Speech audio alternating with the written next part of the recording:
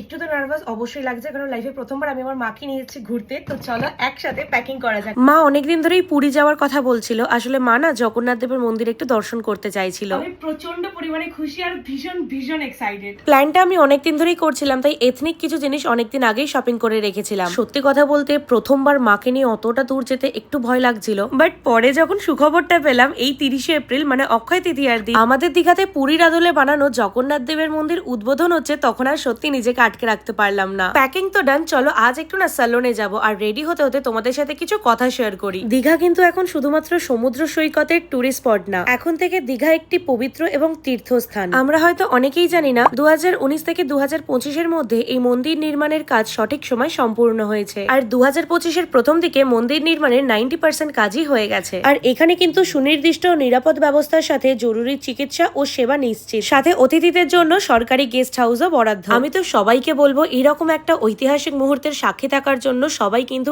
এই 30শে এপ্রিল মানে অক্ষয় তৃতীয়াতে অবশ্যই দীঘার জগন্নাথ মন্দির দর্শন করতে আসো। তো চলো এখন আমি বেরোই, আর তোমরা কিন্তু অবশ্যই জয় জগন্নাথ বলে যেও। টাটা।